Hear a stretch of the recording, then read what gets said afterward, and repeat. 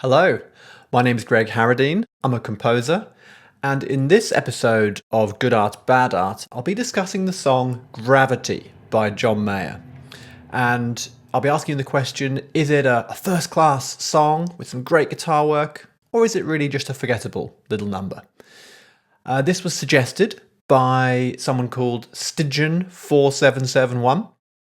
So thank you for that suggestion. And I'd like to encourage more suggestions. And in fact, what I'd love is for you to send me a short video. If you want me to cover a certain song, composition, an album, anything to do with music, please send me a short video, no more than 30 seconds. It can be filmed on your phone, just saying who you are and why you're suggesting this particular song or composition or album. There's a link in the description to a Google Drive folder. You can upload a video straight to there, and I'd love to include these little videos at the start of my episodes so viewers can see who's suggesting which particular composition or song. So thank you. Send me your suggestions, preferably with videos. Thank you.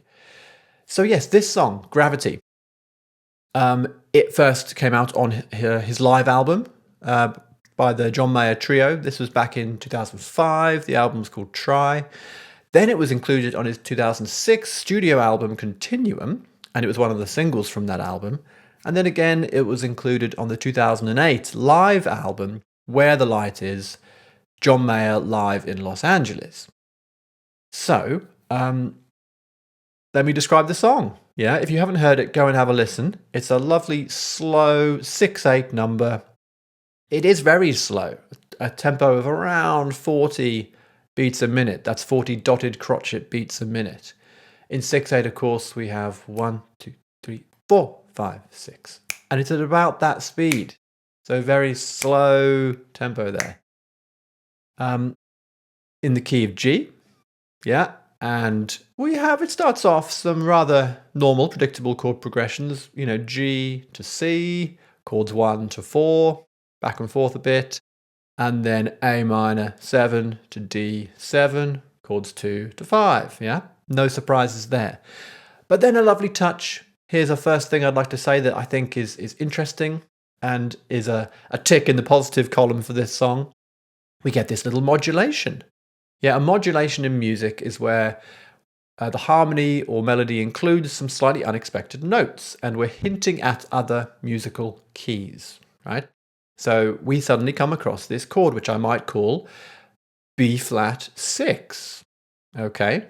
Which doesn't really belong in the key of G at all. Could be called B flat 6, or maybe it's just an inversion of G minor, first inversion of G minor. Either way, doesn't belong in this key. And when you hear it, it's a lovely little moment where you think, oh, we're moving somewhere new, yeah? We hear this chord, and then it takes us to E flat major 7. Again, that chord does not have any place in the key of G. Lovely little touch before the E flat major 7 drops back down to D7. Again, the dominant chord in G major. And including the major 7 note in the E flat chord, the note D, is the perfect continuum, one may say, the perfect continuum to lead us on to the chord of D major. That note is in both, right? Whereas everything else drops down a semitone from E flat down to D. A lovely moment. And here's a nice touch I like. So the word, the song is called Gravity, yeah. And when John Mayer sings the word gravity, it's a descending melodic phrase. In other words, we're moving down. That's precisely what gravity does, of course. It pulls us down. And if you listen, nearly every vocal phrase in the song is descending. You know, coincidence? Surely not. I think a clever move on John Mayer's part, some word painting there. Of course, word painting can be a bit too much sometimes. It can be too obvious. But no, I think that's a nice move here. How nearly all the vocal phrases are moving down.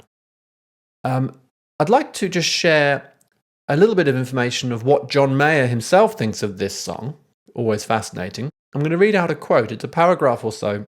This is what he said during a concert in 2005, December 2005. He's talking about the significance of the song to him. So he says, "This is the most important song I've ever written." Wow, quite a claim. It's a time capsule song. I will listen to it every day of my life if I need to. It's honest to God the most important song I've ever written in my life, and it has the fewest words. I was in LA and I was there for the summer just writing tunes, and I was in the shower. And I don't know where it came from, but it's just the damn truth, And I just sang, "Gravity is working against me." This is a song about making sure you still love yourself, making sure you still have your head on, making sure you still say no the way your mom would say no. And I will need it every damn day of my life because it's easier to mess up than it is to stay here. So there we go. John Mayer really rates this song, clearly. At the end of the song, we have some lovely backing vocals, including from Alicia Keys, no less. Stunning.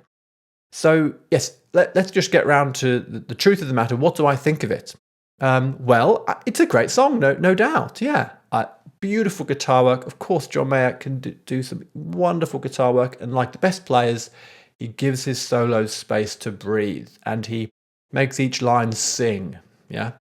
It really beautiful, excellent, understated in this song, guitar work. Very nice.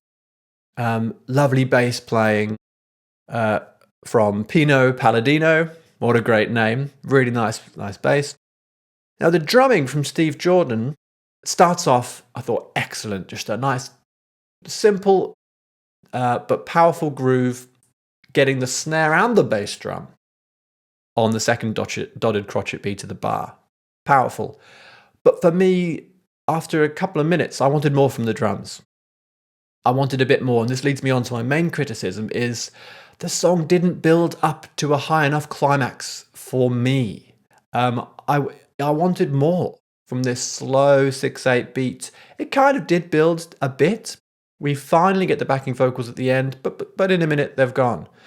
It's all over too soon. You've given me a lot, but you've pulled the rug out from under my feet at the last moment. And you've served me a nice starter. I'm halfway through my main course, and then suddenly the chef comes, takes the plate away.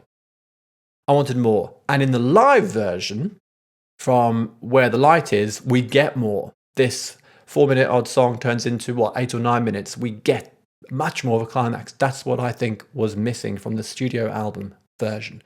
There's also some lovely Hammond organ playing from Larry Goldings, again understated. So it just flags a little at the end. That's my main criticism. Doesn't build up enough. But good song. I thoroughly enjoyed it, really, and it is very well done. So I give it a score of 75 out of 100.